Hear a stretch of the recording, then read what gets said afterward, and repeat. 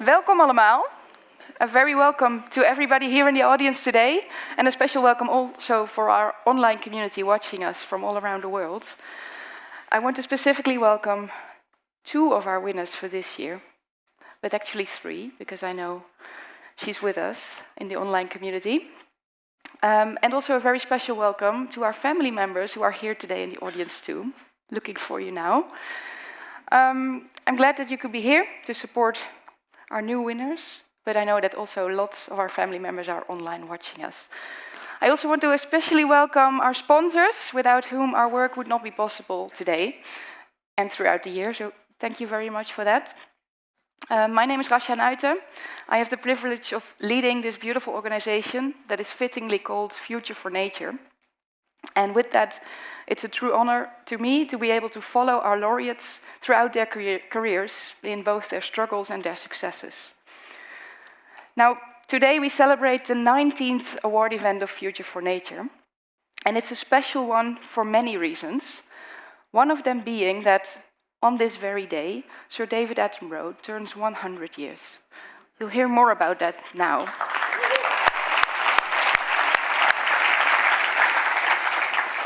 It's a remarkable age, it's a remarkable person, and I think I speak for many of us if I say he is a remarkable source of inspiration.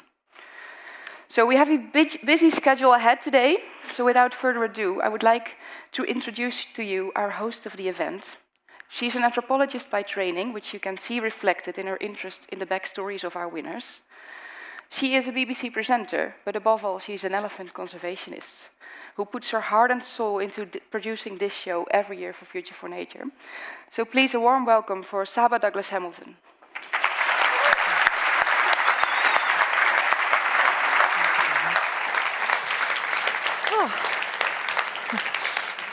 Well, welcome everybody. Can you all hear me okay? And a big round of applause, please, also for Rasha, who really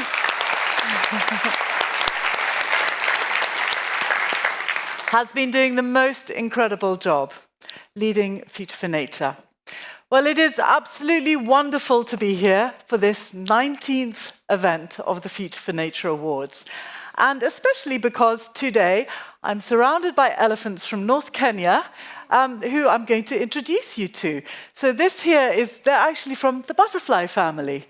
And these are all the artists, and she's actually recently joined up with the artists, which is quite an interesting thing. Well, you know, one talks about the elephant in the room. I didn't know we could possibly have so many elephants in the room. But this is a special event because this is the first time in Future for Nature's history that we are celebrating 100% girl power.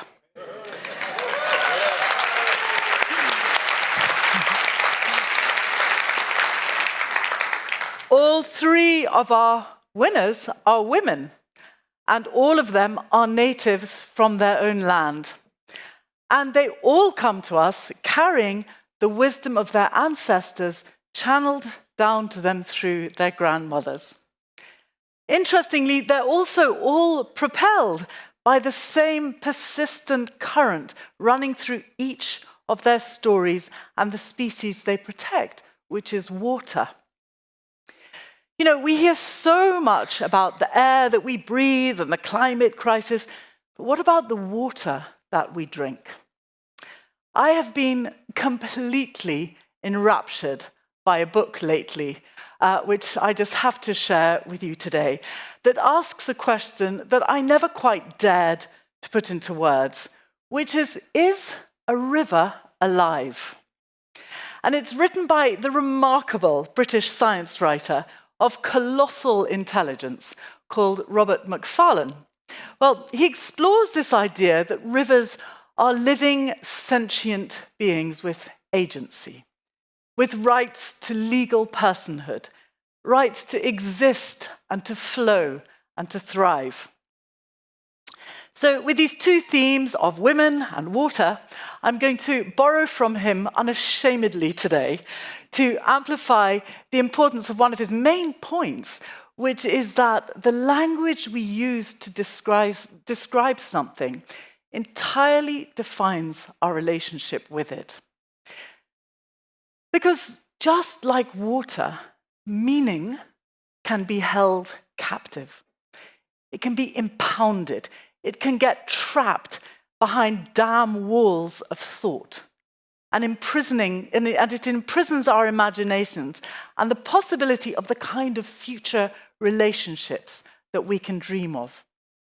And he explains that how from the beginning of time, springs and rivers were places of refuge, of peace and of hope in the wanderings of our species all the way through time.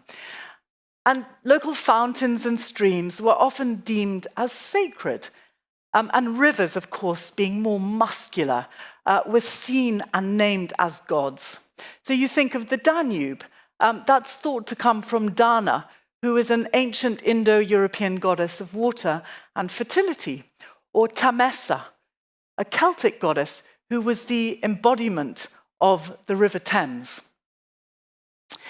And this intuition that nature is alive and sentient and communicative is something that's very common in children, who all respond instinctively to this teeming world with talkative trees and quizzical flowers and singing rivers. And it was something that I absolutely loved and cherished in my own children and really tried to nurture in them, hoping that they would retain this ability to really see the more than human world also into their adulthood. And of course, in many indigenous cultures, this anima of nature is just a fact of life. It's not a religion or a ritualized belief. It just is. And that lingers a bit with us. When we speak of water now, the old sacred relationship lives on in our metaphors and loaded with meaning like an oasis in a desert, the spring of life, or when you really quenched your thirst. But then 500 years ago, when the Reformation tore through Europe, our belief in the animate landscape here was smashed into oblivion. And the sacred springs and the shrines to running water with that power to heal or to bless were particularly targeted as being idolatrous, and so they were destroyed or blocked up. And with the rise of new fast-growing cities that were thirsty for water to flush and to drink and to wash, water began to be defined very differently. No longer this spirited being, but a resource for abstraction, imprisoned in canals and drains and tunnels and sewers. And then the barren language of hydrological governance stripped the sacred nature of streams and rivers and lakes down to water bodies. But if you think about it, every human is a water body. Water flows in us and through us. Running, we are rivers. Seated, we are pools. Our brains and hearts are 3/4 water. Our skin, 2/3 water. Even our brains are watery. We were swimmers before we were walkers, slow turning like breath divers in the dark flotation tank of the womb. So this awful notion that a river is now no more than a service provider is held in place by structures of the imagination as well as of the land. And, we take it entirely for granted that water now springs from a tap in our house rather than from a stream, and that it's okay somehow for it to taste of chlorine. Water can be privatized and sold. And too often, sadly, we see rivers that are being murdered in front of our eyes, clogged up with plastic or polluted by chemical waste. And this process where ongoing damage to the natural world becomes normalized over time as each new generation measures loss against an already degraded benchmark, is called shifting baseline syndrome. So if you were born in the 1970s, like some of us in this room, you'll remember the car windows that were splattered with insects, which is now a rarity. And of course, this signifies this drastic decline in flying insect populations. But for someone born 15 or even 20 years ago, wouldn't even raise an eyebrow. This generational amnesia, as it's also called, is a powerful force that disguises and enables further ecological harm.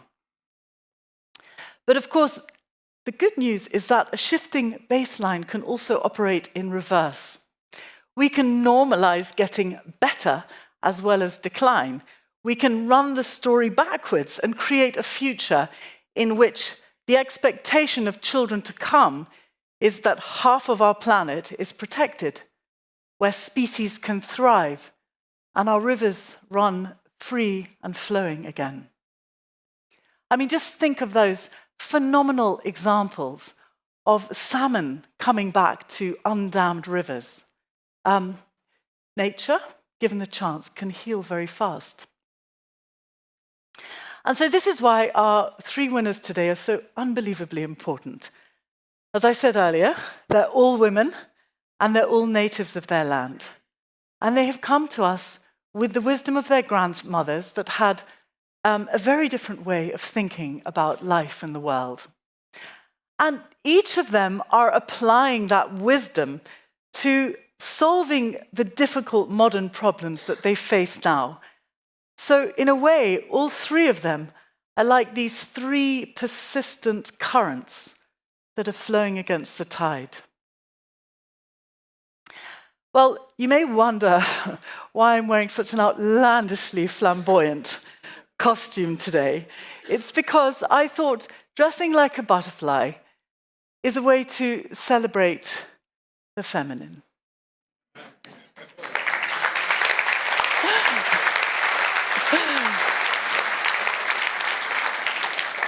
But it's actually more than that. It's also because I want to celebrate the smallest, fragile creatures that undergo one of the most radical transformations on this planet.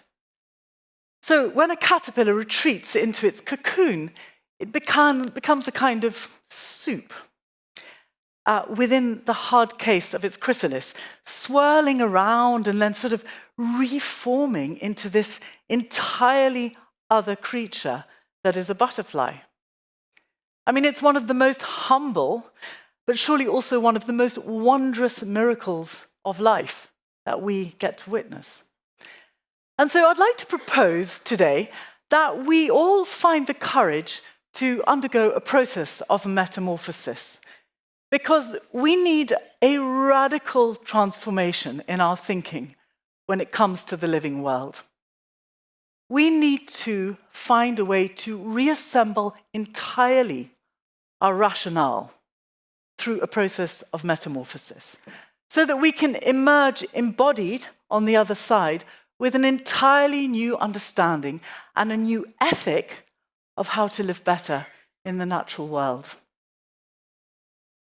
And driven largely by indigenous voices that remember an older world and honor a more ancient way of living as a part of nature instead of being apart from nature, the new, fascinating, disruptive rights of nature movement that has found such fertile ground in the Future for Nature family, I think is one of the most exciting forces that can help us change how we think.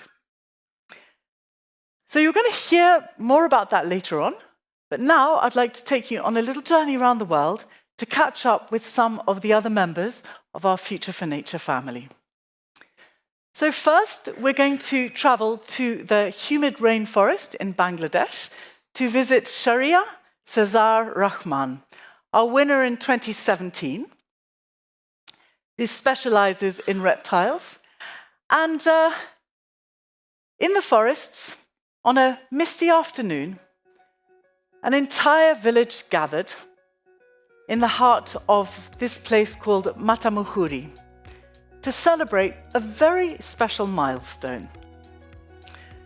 So, a species last seen 40 years ago in this area is finally being returned to its home in the wild.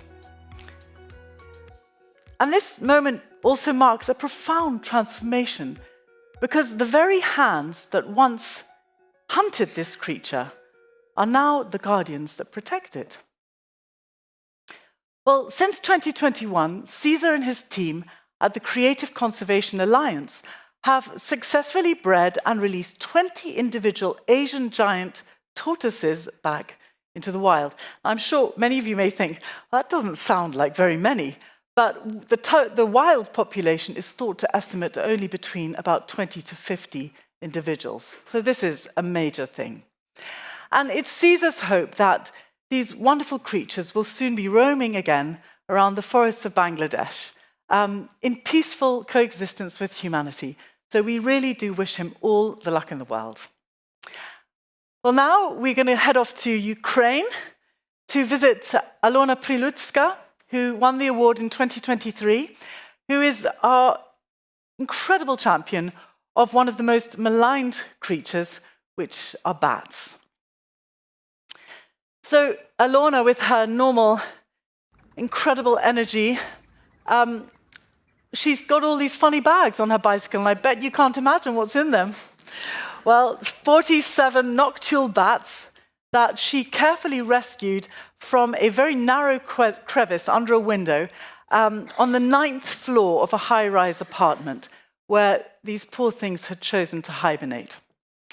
And as you know, if you were here during her talk, those enormous Gothic arches in the high-rise buildings in Ukraine tend to resemble the cliffs and the rock shelters that are sought out by bats during winter for warmth and protection. And for people coming home to find bats so close to their apartment, well, many try simply just to get rid of them as quickly as they possibly can, with devastating effects. So amid the ongoing electricity cuts caused by the war, and relying on her bicycle as her only mode of transport to rescue these creatures, she gently went and collected every single one, examined it carefully, put a ring on so that she could monitor it in the future, and they're all now safely hibernating in specially designed concrete bat boxes at the Ukrainian Bat Rehabilitation Center, where they'll remain protected until it gets a bit warmer, and she can then release them during the annual Bat Festival, which really helps also to raise a lot of awareness within her community. Said the wrong word, didn't I? I wish. So now we're going to head off to the plains of Africa to go and see our lovely lion champion, Leela Hazar, who's actually been absent from the Future for Nature family for a long time, and we finally remade contact. And this is an amazing moment for her because it's now 20 years since she founded her NGO, Lion Guardians. And they, of course, are doing incredible work trying to promote peaceful coexistence between predators and pastoralists that live in the foothills of Kilimanjaro in those wonderful Maasai rangelands. So, small video now from her celebrating that.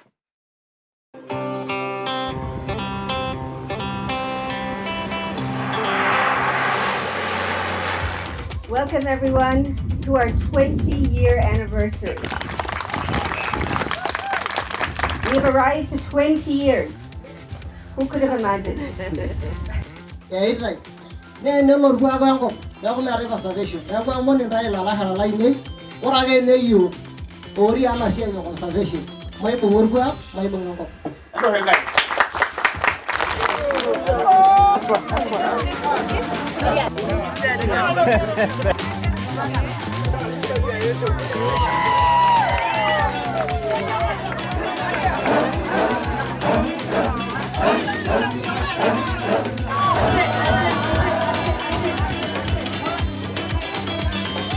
But when everyone brings their piece, their energy, their perspective, their effort and heart, something whole, something bigger than the sum of its parts, and more beautiful emerges.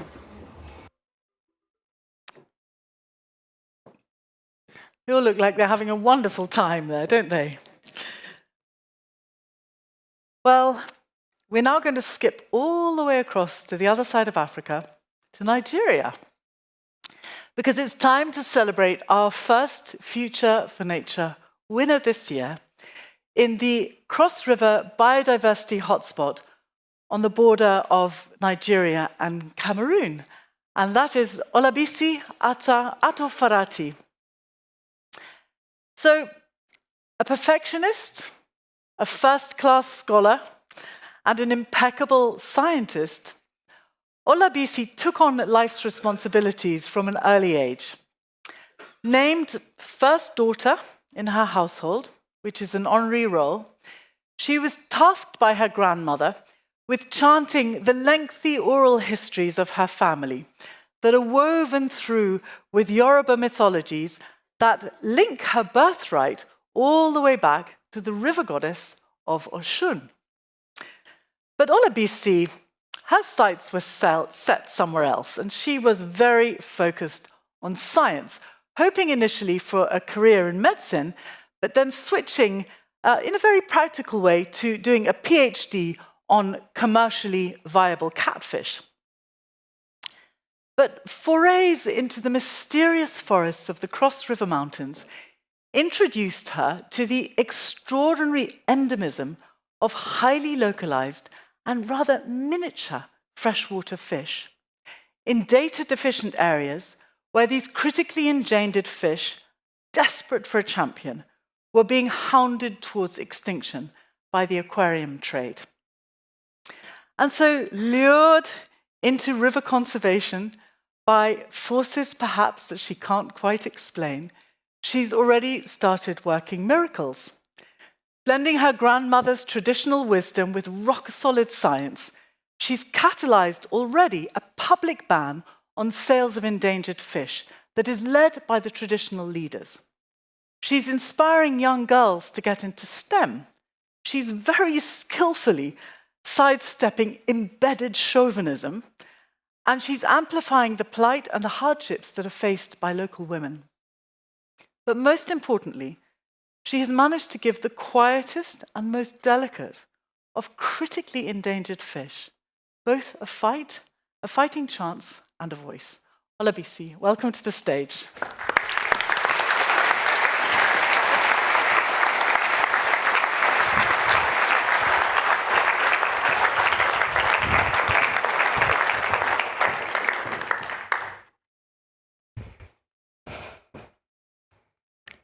Good afternoon, everyone.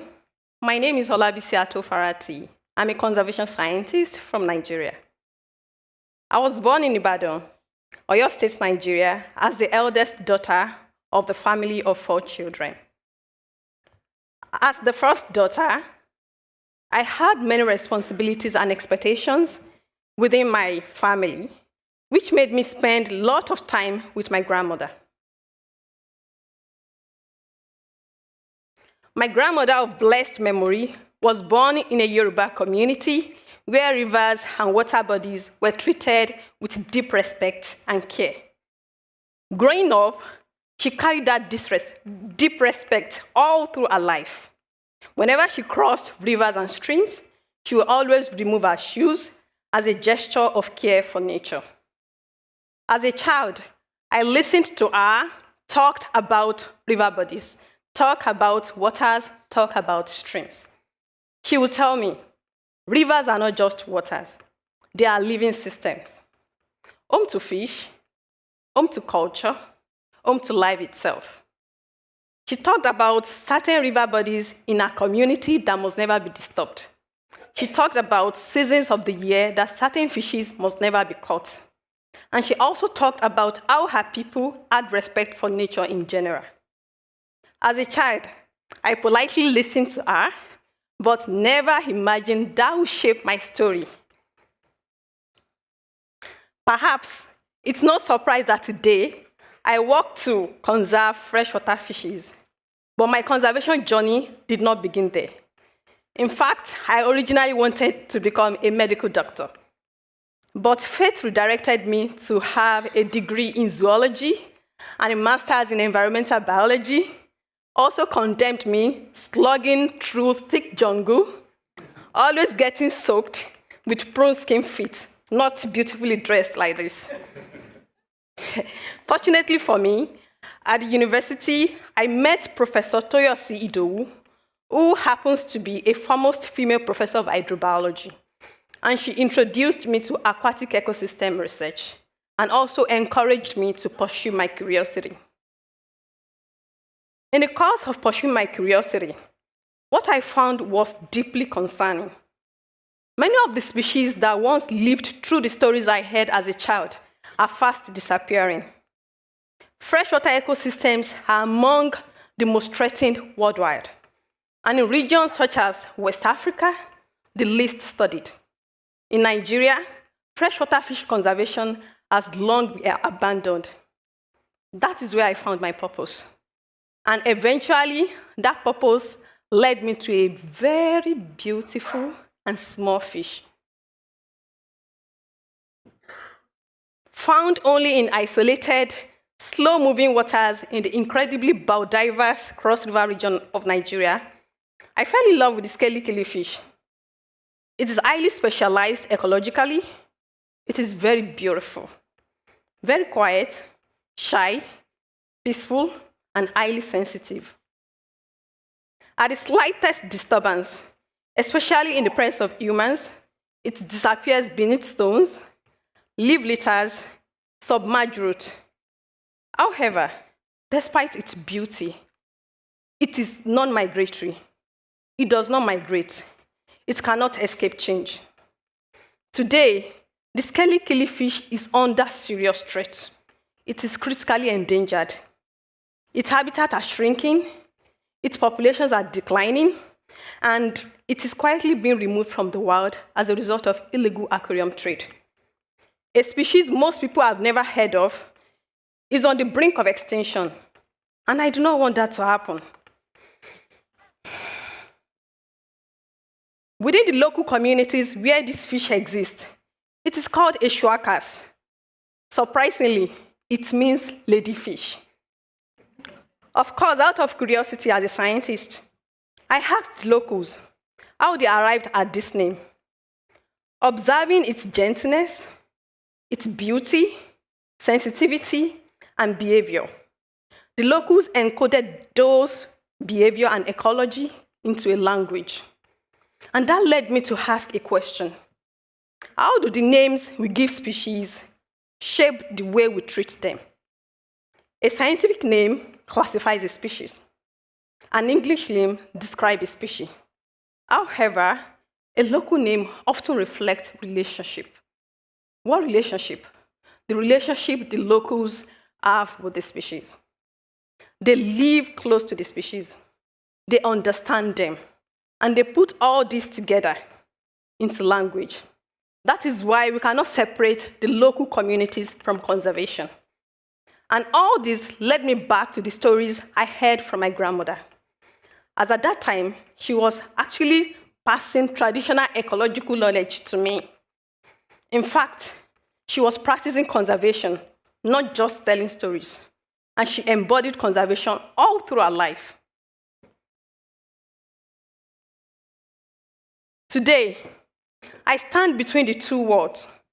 One is shaped by science, by research, by tools. The other shaped by indigenous knowledge. And bringing this together formed the center of my work as a conservationist.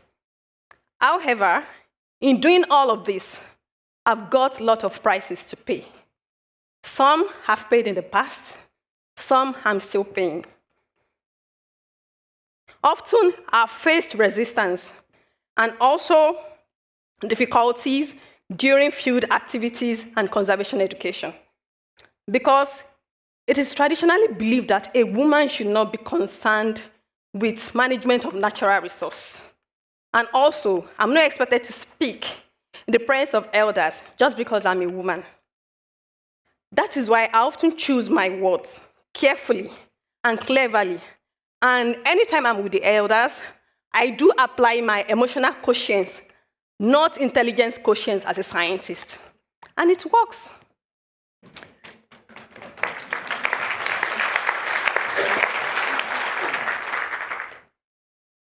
Also, accessing remote water bodies is physically draining and exhausting, and also logistically difficult. On this particular day, I spent roughly 10 hours on the bike in the thick jungle just to access a Balegete region of Cross River from Obudu. And sometimes, after going through all of this, I'll be forbidden to take pictures, to take videos of certain water bodies due to taboos and concern. The most difficult of all of this is that I've realized that conservation is deeply tied to economic realities of the locals. For example, in about 100 communities where I work, the women have no medical support whenever they want to give birth. In fact, they rely solely on traditional midwives. And this is how they are being carried when they are in labor to meet the traditional midwives. It's actually very disheartening because maternal death is on the rise. Additionally, when their children are very sick, the mothers are left with no option than to give palm kernel oil as medical treatment. This is really sad for me because I'm also a mother to 4 children, and it's deeply concerning for me. My main focus now is to create conservation ambassadors among young people, empowering them to influence their families and communities to embrace conservation as a way of life. Through amplifying the voice of the beautiful Lady Killifish as a beautiful scientist, and having the kids walk up to me that they want to become scientists like me, I've realized that my work is far beyond conserving species, but also changing what these kids believe is possible for themselves. Additionally, I'm more focused on getting more traditional rulers place a ban on the fishing of the beautiful Kelly's killifish, like we've been able to achieve for the Tetraodon postulatus, the red line pufferfish. With the support of the Future for Nature Foundation, I will expand monitoring using eDNA approach as a scientist anyways. I will strengthen community-led protection and critically address the issue of illegal aquarium trade. I will establish freshwater conservation and education hub for training young local conservation ambassadors, and most importantly, I will try to find alternative livelihood to reduce economic reliance on threatened species, especially for the women. Because conservation cannot be sustainable if the local communities are left behind. Ultimately, my vision goes beyond protecting a single species. I truly believe that conservation is not a one-person job. It needs the community. I'll continue to show up to these local communities. I'll continue to listen with empathy, but my vision is that I want the community to take ownership themselves. I want them to be accountable. I want them to embrace conservation as a way of life, not just a periodic thing. And this brings me back to where it all started. My grandmother did not have scientific knowledge, but she had wisdom. She taught me that water is life. All through these years, as a scientist, science has shown me that life can be fragile if not protected well. And the people have happened to work with have shown me how conservation can be powerful if we come together to protect nature. If we truly want to save species, we must listen to different voices from many sources. We must listen to science, it's very important. We must listen to data. We must listen to research and to indigenous knowledge. Because in the end, conservation is not only about saving species, but it is about protecting the relationships that sustain life itself. And that relationships we all depend upon for our survival. Thank you.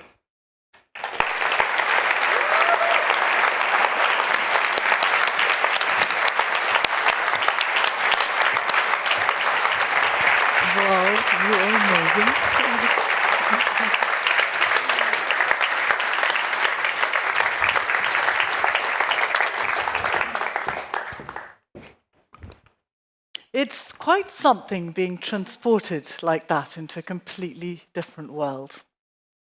Well, we're not going to go too far now. We're just popping over the border into Cameroon to celebrate our second winner, who is called Dr. Michelle Marina Kameni Ngalyu. And she is reviving endemic amphibian populations and boosting sustainable livelihoods in one of the most important biodiversity hotspots for threatened amphibians in Central Africa, the extraordinary sky island of Mount Manenguba in southwest Cameroon. Well, Marina founded the first local female-led herpetological NGO, Herp Cameroon, after she fell hopelessly in love with a frog while doing her master's in Madagascar. And since then, she's taken on the many threats facing these amphibians, from pesticide pollution and deforestation to the dreaded chytrid fungus, applying both a finely nuanced understanding to the local context that she works in and a tough determination to navigate the really difficult terrain. Indomitable, funny, passionate, and kind, Marina is a rare life force in West African conservation. And we are so sad that she can't be here with us today because her visa was rejected. In these ridiculous political times, I just have to put that in there, sorry. But we are...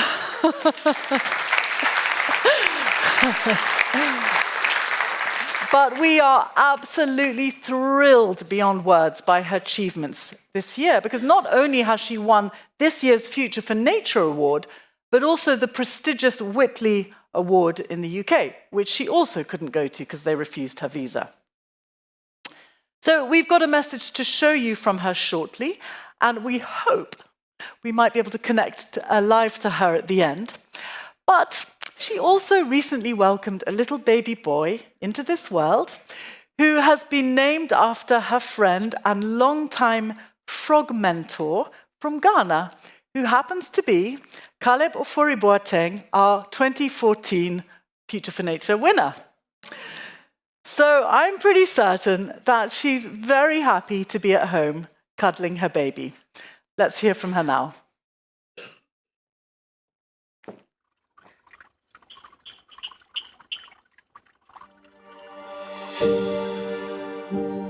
Like an island in the sky, the volcanic peak of Mount Manenguba in Cameroon are a refuge for over 100 species of frog. Many are critically endangered and found nowhere else in the earth. The fertile soils that support the unique wildlife is also important for farmers. But practices like slash and burn farming, livestock grazing, and chemical pesticides have put this key conservation area under threat and led to a 70% decline in the frog population over the past 25 years. Through my organization, Help Cameroon, we are addressing the problem with targeted projects. For the local Bakosti people, Mount Manenguba is sacred. And because of this, I realized that for this project, we need to work closely with communities. The elders told me, "We don't even know what you guys are doing in our forest." They said, "You guys want to save frogs, but you don't think about us. So if you want to have our permission, you need to train our kids here." And in response to that, we set up the Frog and Kids project. Today, I'm more proud about the Frog and Kid project. We train the kids about what is amphibian conservation. I encourage leaders in the world to work with communities in any conservation project, to think about their need, mix it with the need in conservation, and things will go much better in conservation. Good afternoon, everyone from Yaoundé, Cameroon. My name is Marina Kameni. I'm so sad for not being with you all today, but I'm super happy to have won this award. I'm the last child in a family of 6 children. Unlike most youngest sibling, I was the most stubborn, but also the most courageous. I was born in a small calm town called Buddha, where animals, trees, nature were still safe at that time. I still remember how I loved, play, and cherish animals, while all my sisters and brothers were so scared of them, and I used to scare them. I never knew that this would be my passion and my work later. My dreams was to be a pilot, but I failed to enter university with mathematics. So I switched it to zoology. Imagine studying big animals like lion, elephant, and chimpanzee. After my bachelor, I got a scholarship to Madagascar to continue with a master in biodiversity and conservation. This journey really changed my life. It was my first time I flew on a plane. I had read all about the lemurs, but ended up falling in love with a beautiful frog called golden mantella. I still don't know why, but I told my supervisor that day that I now wanted to focus on frogs and reptiles. I still remember the reaction of my parents when they first saw a picture of me with a snake. The work I did in Madagascar, saving species from deforested area in a mining concession, lit a fire inside me. I knew I wanted to work in conservation back in Cameroon. In Manenguba, I noticed that many species were found only there, like X-frogs and the curious Manenguba long-fingered frogs. But all of them were trained by ongoing human activities with nothing being done to protect them. Frogs are amongst the most endangered species in the world. Even a small change in this habitat can cause extinction. They breathe through their skin, so they have no protection from the outside. Any damage, like chemical pesticide, too much exposure to sun, or water pollution can cause dry skin and death. When I started monitoring the species and the trade in the area, I noticed that the frog population had decreased by almost 70%. Deforestation and the use of chemical pesticides were the main threat, but unfortunately, the confirmation of chytrid fungus in the mountain region is accelerating the risk of extinction dramatically. Something had to be done. This is how my organization Help Cameroon was born. Help Cameroon is the first female-led herpetological non-profit in West and Central Africa. We do monitoring of frogs and we work closely with farmers to adopt sustainable practices. We also offer training in alternative livelihood like pig and rabbit farming.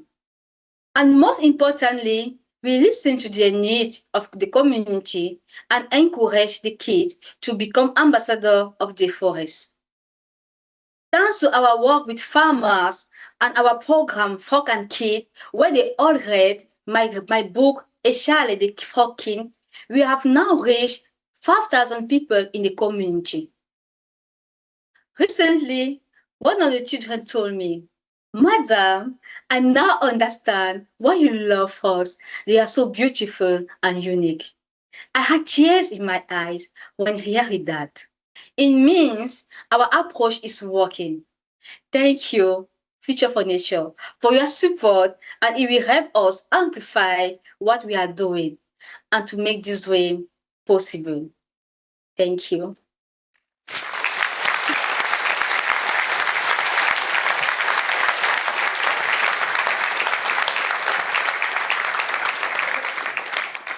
And now we are going to try to connect to Yaoundé. Marina, please be there. Yes, I'm here.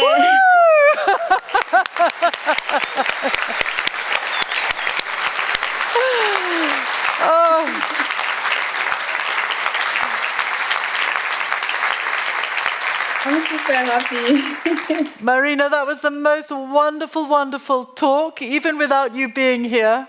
Absolutely fantastic. How are you feeling receiving this award? I'm super, super happy to receive this award. Even if I'm a bit sad for not being there, but I'm super happy. I hope that all of you are enjoying the award ceremony. We are very much, and we just all want to know, is the baby asleep? Maybe he's asleep, he's fine. He's the future folk ambassador. Good. Thank you, Marina. Thank you.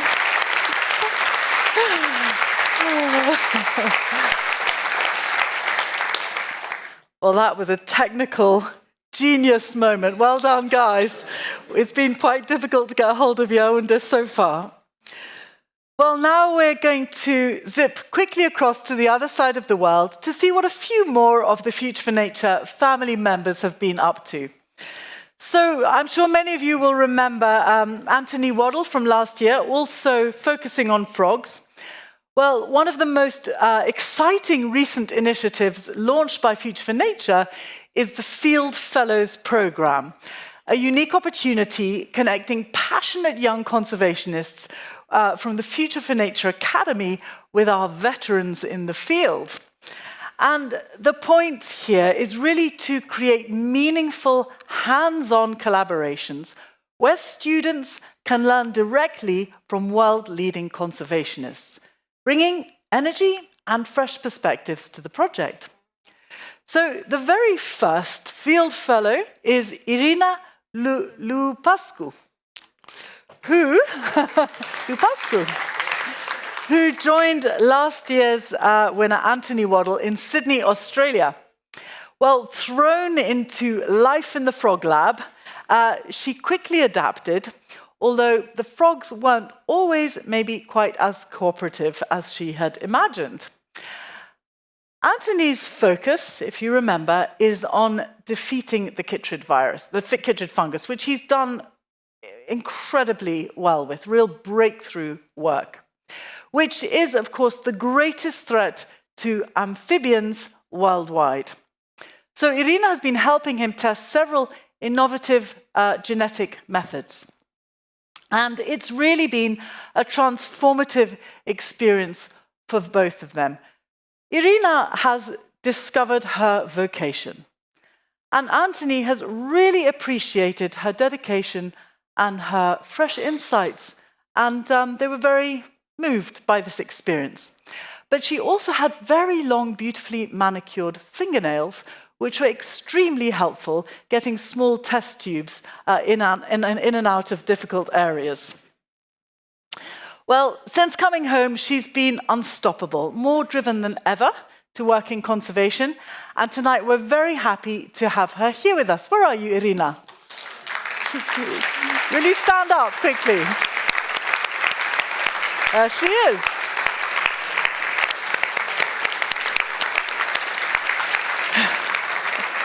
Thank you. Wonderful, thank you. So now we head off again to a different part of the world. We're going to South America, to the place where Barbara Galetti works, who is also here with us today.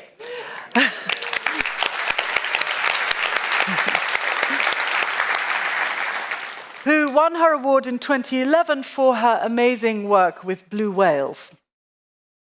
Though now she's often tied up with intergovernmental policy, her favorite part of the year is doing her field work off the coast of Chile. And now, with a few drones as part of her toolkit, data on movement, breeding, and physiology has been pouring in. This year, Cetacean Conservation Center is celebrating 25 years of whale research and protection. We focus our work on endangered blue whales and the critically endangered Southeast Pacific population of southern right whales. We helped create one of the world's largest whale sanctuaries, enforce strict whale watching regulations, and build international science platforms. This year, we launched an exciting project using drone-based aerial photogrammetry. These non-invasive techniques measure body length and condition. Now we can identify subspecies, detect calves to locate breeding grounds, and assess nutritional health to understand feeding areas. Long beyond our 2011 award, the Future for Nature has strengthened our work with the guidance of the FFN family. Because committing to nature is a responsibility we all must share.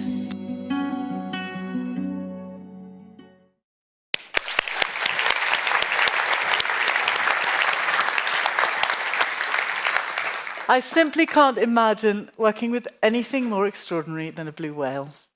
So I'm coming to see you. So now we're going to go quickly across to Vietnam to catch up with our 2016 winner, Thai Van Nguyen, who's got something rather special for us today. At the end of last year, the rescue center run by Save Vietnam's Wildlife witnessed an unforgettable moment, the birth of a healthy baby Sunda pangolin.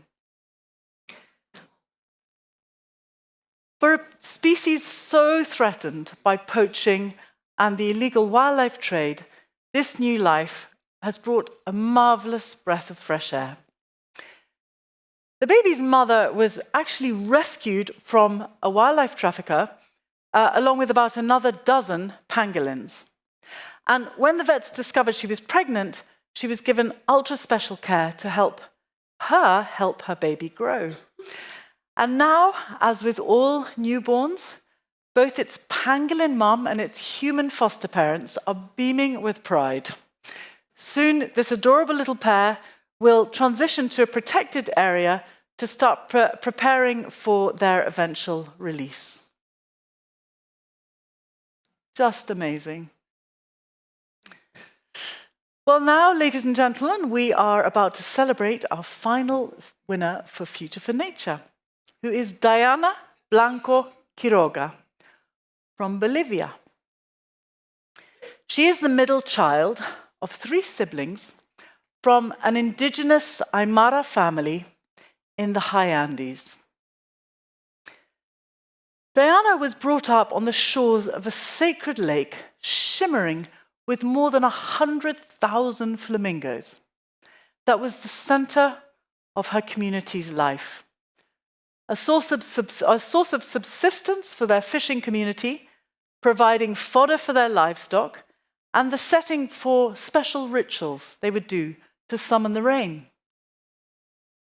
Among the first of her generation to go to school, Diana's world was completely upended when a mining company entrenched itself upstream and without any contact or prior consultation with the community, began to desecrate their land in a frenzied dig for zinc, silver, and gold. With the water poisoned by quick, or mercury, as we call it in English, from the mines, and the lake increasingly choked by plastic filth from illegal settlements, the flamingos of her childhood began to disappear or die. But Diana and her friends fought back. Personally contaminated by the heavy metals, threatened with violence, with allies in some other communities even being killed, and with nothing but the ancestral wisdom of her people and astonishing resilience. This battle has required every part of her body, heart, and soul. But her strength comes from the Aymara understanding of people and place, where the human spirit and that of the lake are intertwined. She's unbelievably brave, utterly determined, and is an extraordinarily deserving champion. I'm not going to cry. Diana, please come onto the stage.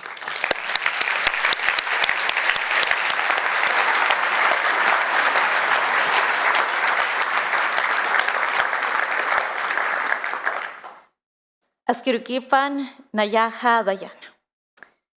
Good afternoon, I am Diana, an Aymara indigenous woman. I come from the Bolivian high Andes. My home is at an altitude of 3,700 meters above the sea level. where the mountains give birth to the waters that flows into our Cochamama, Lake Ururu. The water begins as pure snow, then it flows through the rivers, and finally it reaches our lake. For us, the lake is not only a body of water, it is more than that. Why? Because our memories are connected to the lake. It holds the bones of my ancestors, and it holds our entire way of life. If the lake disappears, a core part of our identity fades away. When I was a kid, I remember that I stood barefoot into the cold waters of the lake, watching the thousands of flamingos paint the lake pink. Sometimes the sky, the waters, and the flamingos became one single color. My grandparents would stand behind me and say, "When flamingos are here, the lake is healthy, and so are we." And I believed them, because at that moment, everything felt alive. My grandparents didn't teach me with books. They taught me with stories, with the way that they respected the land.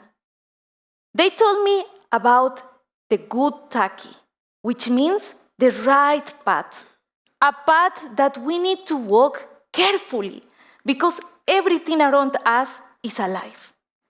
And it is very connected with our principle summa camania, which means living well, not better than others, but living in balance and harmony with nature, with people, and with the entire earth. For us, the lake is not something that we own. The lake is someone that we belong to. But as I grew older, this balance began to disappear. Around 2016, a difficult threat assaulted our lands. Mining companies have extended their operations into our lands, extracting gold, silver, and zinc, leaving devastating effects for us. Owned by a Chinese company, in cahoots with the corrupt Bolivian officials, where there was no prior consultation as it is required by law. At the same time, another challenge the illegal settlements had brought with them, which is plastic pollution. Plugging up the lake with a spew of plastic, especially the south part of the lake. I remember that one day I went to the lake, and it didn't look the same. The waters were not pristine. They were dark and heavier. I touched the waters, and it smelled like metals, and it stayed with me even after I washed my hands. At that moment, the silence interrupted the harmony of my community. Birds stopped singing.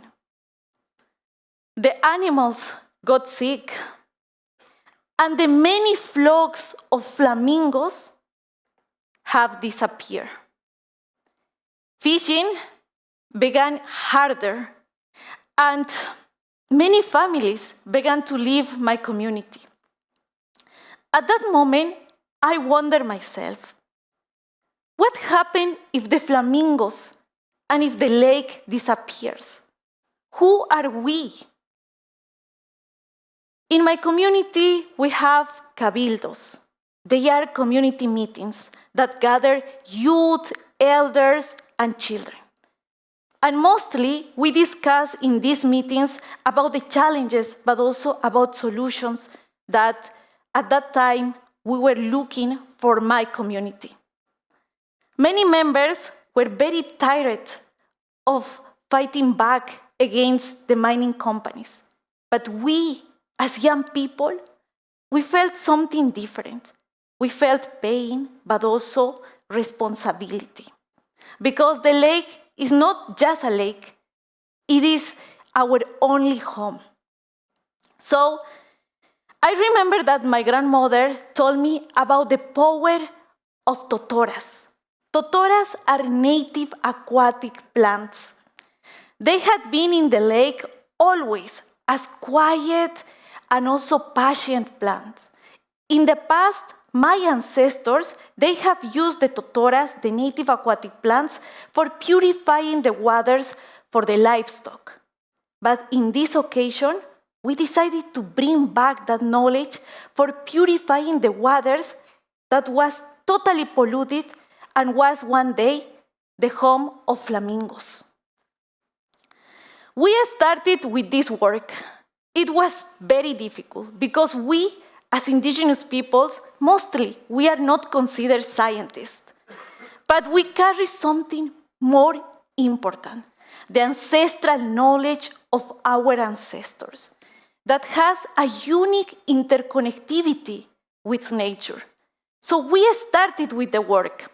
And at that moment, we also understood that if we want to change something, we need to get our hands dirty.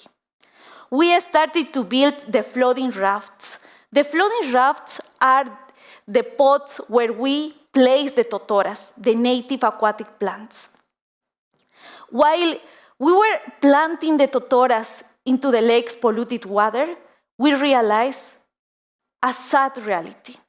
The flamingos, who decided also to stay and not lose their house, they were building their nests with plastic. And also they were laying their eggs with plastic because in that area there was no totora. So we decided to continue with more motivation because at that moment we wanted to recover not only the lake, but also the lake that belonged to the flamingos. While we were doing this difficult work, we didn't realize that we were also polluting our bodies with these heavy metals, with mercury. Until the moment, we have planted 4,000 totoras. And after 4 years of hard work, the university in Bolivia has helped us to test the waters where we have placed the totoras. And it has shown that the totoras have absorbed the 30% of the heavy metals. This is the power of nature. This is the power of the ancestral knowledge. And one day, those flamingos, the Andean, the James, and the Chilean, slowly they return to the areas where we have planted totoras. And now they have a safest place where they can lay their eggs. So for us, it is the model that we want to share in the Andes, where many communities are being affected by mining and plastic pollution. And in that way, they can also fight as we are fighting against the mining and plastic pollution. Few days ago, we had a bird watching activity in my community. And I remember that one kid approached to me and he told me, these flamingos don't deserve to fight or live in these polluted waters. When I will be young, I wanna plant more totoras. And in that way, the flamingos can be in a safe space. At that moment, we realized that we are not only planting totoras for flamingos or for decontaminating the lake. We are planting totoras also as a hope for the next generations. As today the lake is fighting to rid itself of the heavy metals, also my body is fighting to rid itself of the mercury. That is the reason because we need to recover this principle, which is summa camania. Please, can you help me to repeat? Summa camania. The principle that will help us to reconnect the balance with Mother Earth. And in that way, we can build a better world. Thank you.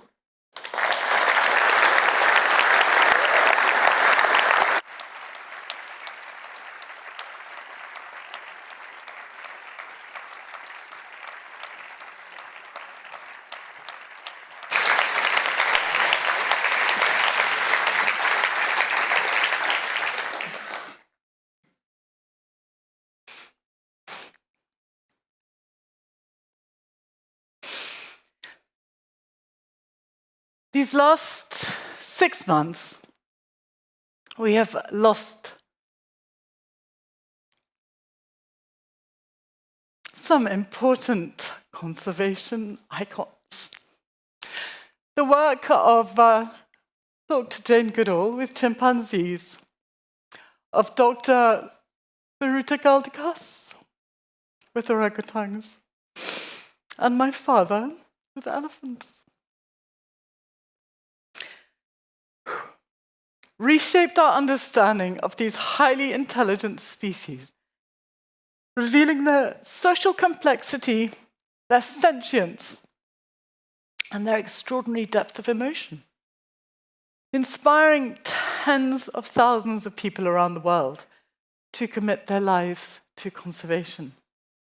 I'm sure there are many of you here today who have been inspired by their journeys.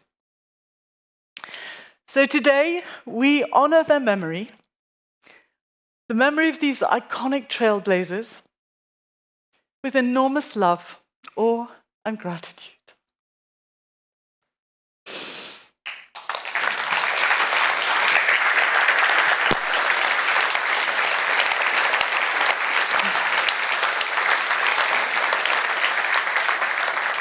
So it's just perfect to be celebrating these awards on the 100th birthday of the best known and most respected living authority on the natural world, Sir David Attenborough. You will know that in the end, it's that one individual that has passion, that one individual that has fire in the belly, that one individual that's determined that something should be done. Sir David, happy 100th birthday. In 2009, I received the Future for Nature Award from your hands, which was a profound honour. That moment was a catalyst. And today I lead an NGO in the marine science space, but my day-to-day boots on the ground focuses on protecting the iconic koala. My role focuses on community engagement. And I've learned that data can save species, but storytelling can save habitats. And you, Sir David, are the undisputed master of this craft. Your ability to instill curiosity and passion has been infectious, shaping not just my career, but the worldview of many. Thank you for a century of wonder, and from the gum trees to the oceans, happy birthday. Happy birthday, David. Receiving the Future for Nature Award from you was one of the unforgettable moments in my life. I would like to share a personal memory from 2009 when I had the great honor of receiving the Future for Nature Award. You were the guest of honor at the ceremony. The young researcher that I was then could never have imagined meeting an icon like you.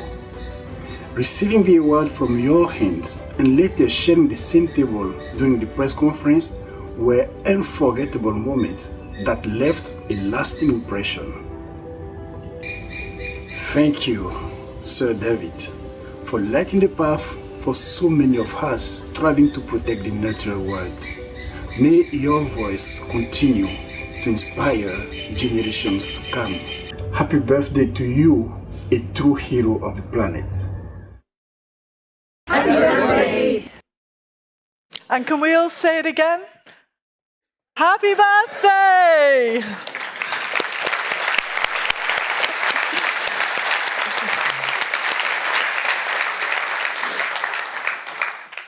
Well, it's now my pleasure to introduce the guest of honor, Dr. David Obura, who is a dear friend of mine from Kenya and a world-renowned coral reef scientist who started his career with an undergraduate project in Kenya almost 40 years ago.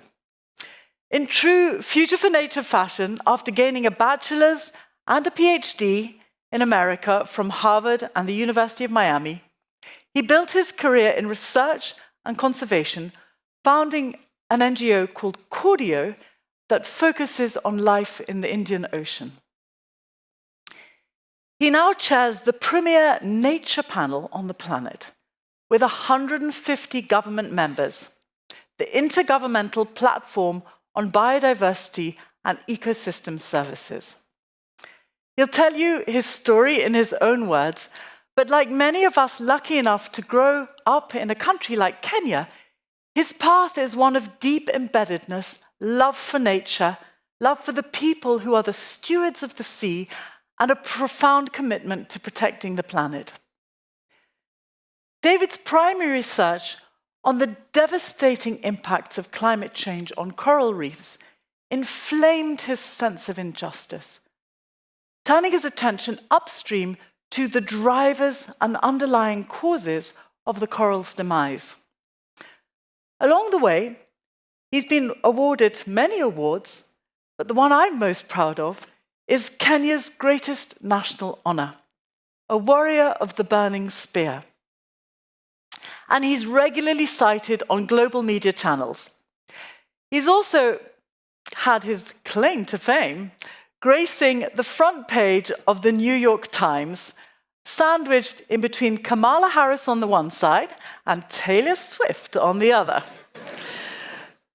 But he's just getting started. As a natural champion and mouthpiece for sustainability and science, I really do think he's a perfect complement to our three magnificent Future for Nature award winners today. David, welcome.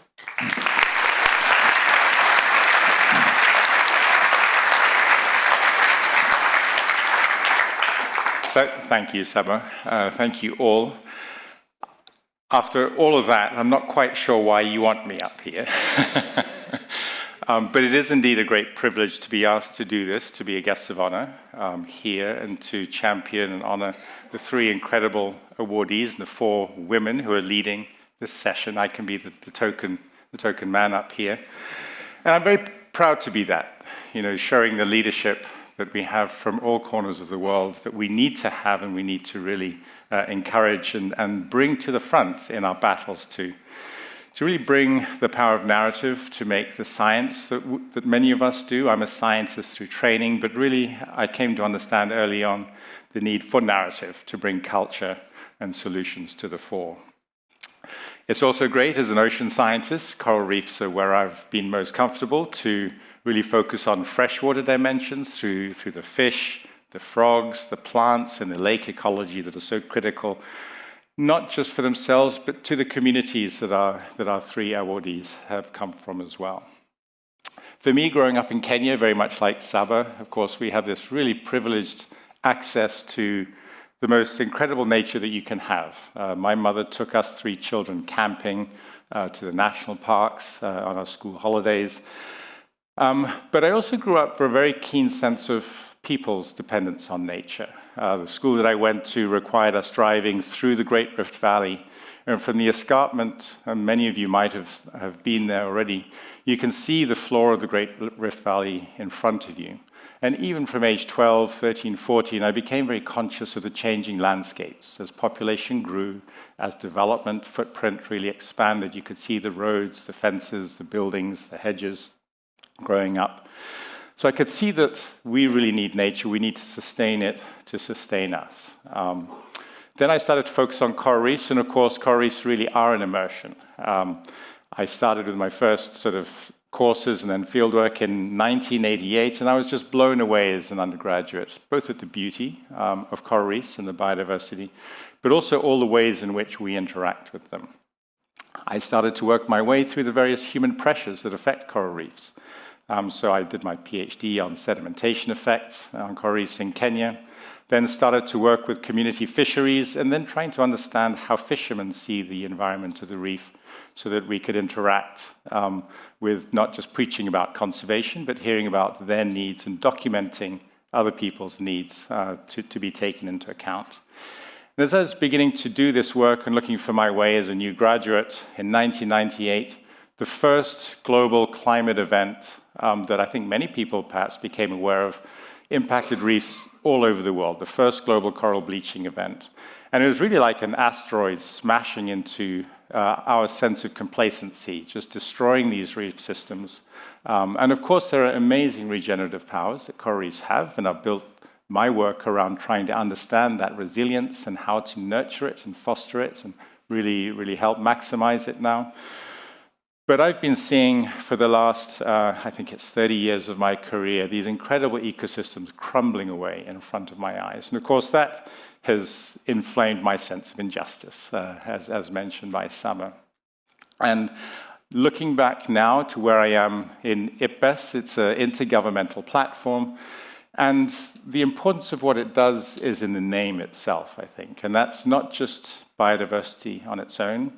It's around ecosystem services, and it's not just about how we use nature either. We have a much more inclusive framing of really understanding multiple values from different communities around the world, different cultures, about our dependence and our relationality on nature and how we need contributions from nature, but we also have contributions to make to nature as well. We synthesize an incredible amount of evidence. We try and build awareness. We try and bring this to governments and to decision makers around the world in a very inclusive and integrated way. But we have a framework that what I realize attracted me is that we go all the way from the state of nature through the pressures and drivers to those root causes and the underlying causes of what's happening. Because if we don't address those, all this wonderful work that we're promoting around the world, that the winners of the Future for Nature Awards have got over the last 19 years, if we don't change these root causes, we undermine their work and their achievements in the long term. In doing this work as an intergovernmental platform, of course, we face the ugly face of contestation that I think many of you are aware of, the misinformation, the funding, the intentional funding against the appreciation and understanding of what science and knowledge are in their own right, and that blocking local actions, supporting bigotry and prejudice around the world, and reversing so many aspects of progress that we're so fortunate to have lived through. Those of us in the room between our sort of second decade to our fifth, sixth, seventh decades, it's been an incredible period of change, and we can't give that up. We have to really make sure that we preserve that and advance further into the future.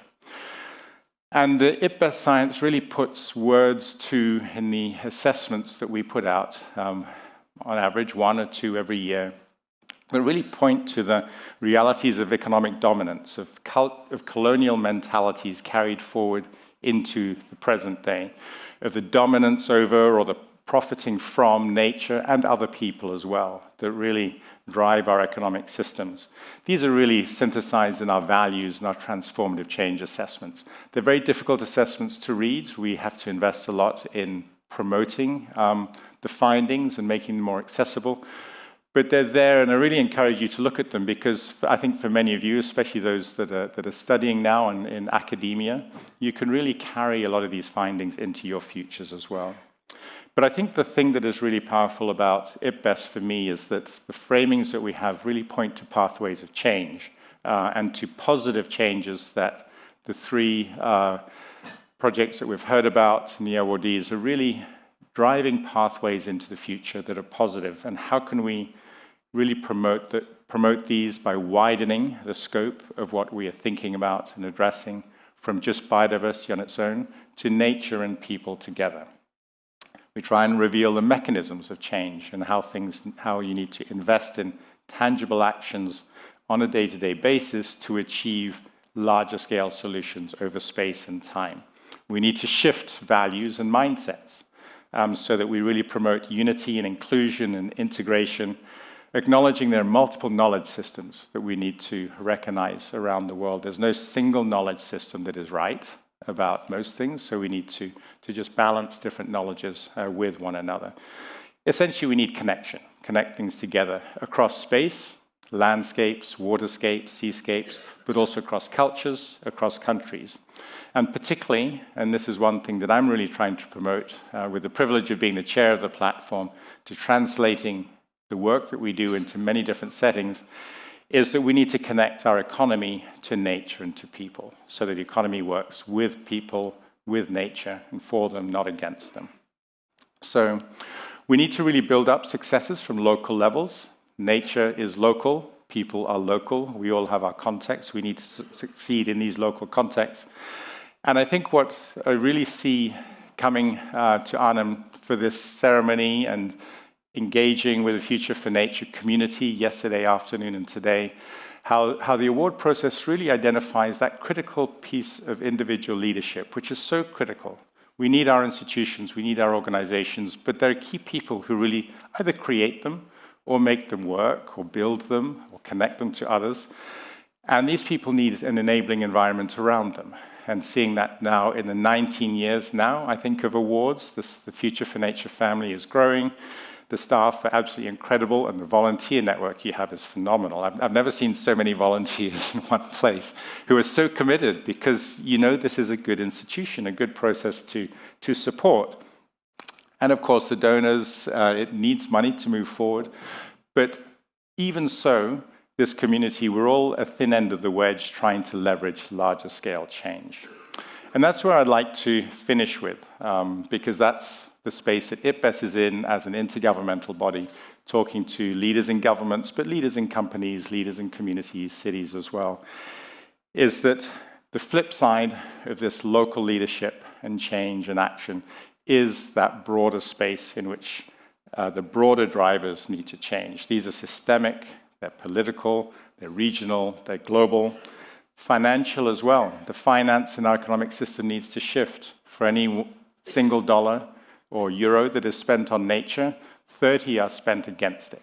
And we need to change that. There's no point in building up the 1 to 30 if that 30 remains up there. We need to bring that 30 down and shift all of that finance into nature-positive and people-positive economic ways, which is possible to do.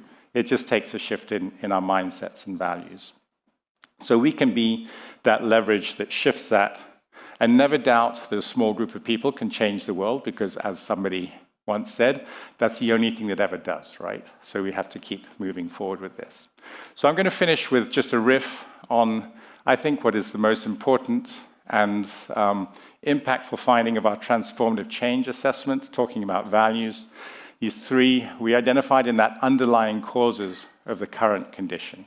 And we need to shift those three to underlying causes of a just and sustainable future where nature thrives, where people thrive, that what we've heard about today is all about. So one is about ending this dominance of nature and people. We need to push towards harmony and non-dominance in all the things that we do, so that we're not antagonizing people and antagonizing parts of nature. We need to increase the equality and how we share power and wealth around the world, in our cities, in our communities, in our countries as well, because then we'll have better decisions being made. And third, we need to shift towards valuing long-term prosperity and getting away from this crazy focus on short-term material gain that is just eviscerating our planet below us. So there's plenty to do. We've got some wonderful awardees here, the three winners this year. Want to run ahead with their work, I'm sure. So there's no time to waste. We must and we can act now. Thank you very much.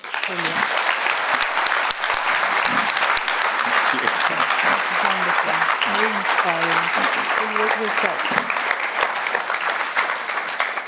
Thank you, David. So beautifully and succinctly put. I hope many of you have seen the witness statement that David Attenborough put out a few years ago called A Life on Earth, his witness statement of his 100 years. It touches on many of the things David has talked about. It is a very important film, coming from the voice of somebody who, for many years, has not talked about the problems facing wild species. But the fact that he's doing that now has enormous significance. And I know that it can seem very difficult sometimes to think, how can I get involved? What can I do? But there are so many ways to be conservationists. We need everybody. We need writers. We need poets. We need financiers. We need social media whiz kids. We even need fashion models and car makers and everything that you could possibly imagine. Because as David said, we have to now change how we're thinking. We need to go through this metamorphosis and to do things better. So I think we can all agree that once again, we have an extraordinary set of Future for Nature winners. And there's some really good news this year, which is that, enormously impressed by the caliber of Future for Nature winners, the IUCN has agreed to nominate each award winner for membership of the species specialist group of their interest. And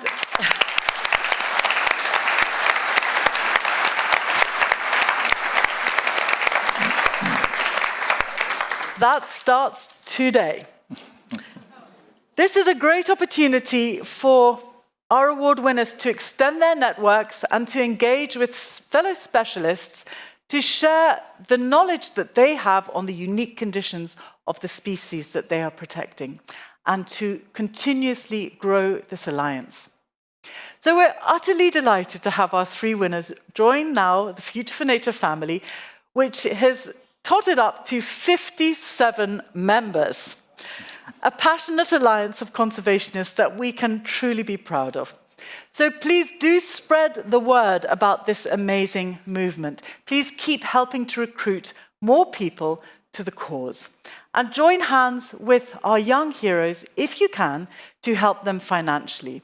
Because as we say, there's no donation that is too small.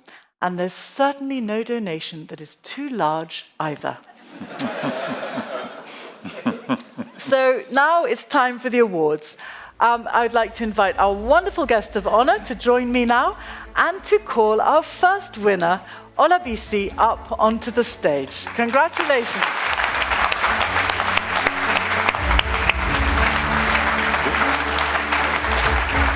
There you go, Olabisi. Come a little forward. Come forward. In the back of.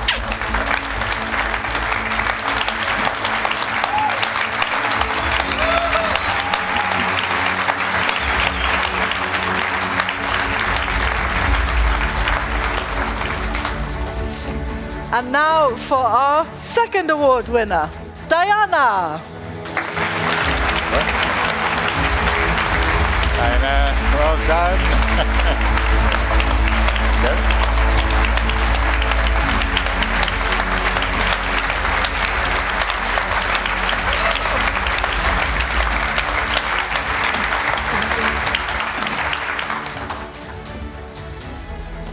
And we're very lucky today to have a very special ambassador representing West Africa to collect the award for Marina. All the way from Cameroon, we have our special frog. Down here. Well done. Thank you. You're wonderful. Thank you, my darling.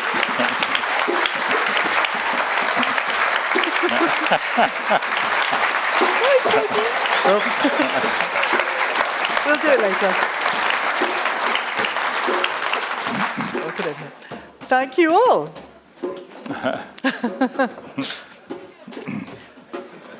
Come, Froggy. Where did you go?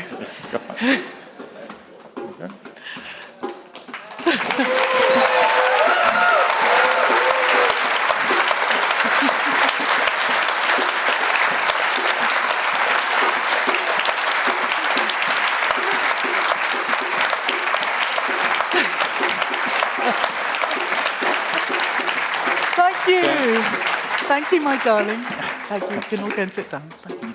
Go and sit down.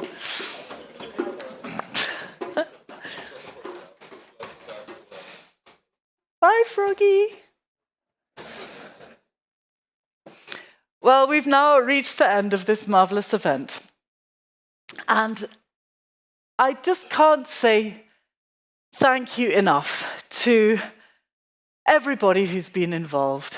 The organizers, the selection committees, the Future for Nature board, everybody here at Burgers Zoo, all of the volunteers, and really to highlight this year, the incredible technical team who have gone above and beyond.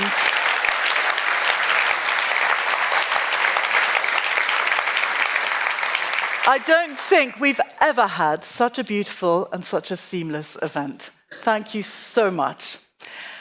So, ladies and gentlemen, the doors are going to open and you will shortly hear the lure of African drums, inviting you to go on safari and have a celebratory drink.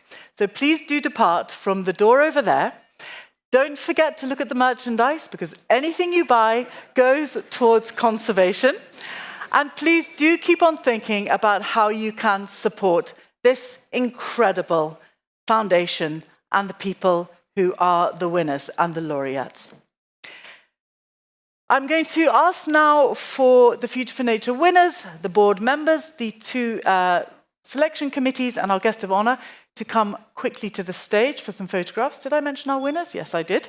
And beyond that, ladies and gentlemen, please, I will meet you all there soon for a drink. Thank you so much for coming. Have a wonderful evening, and we'll catch up in a minute.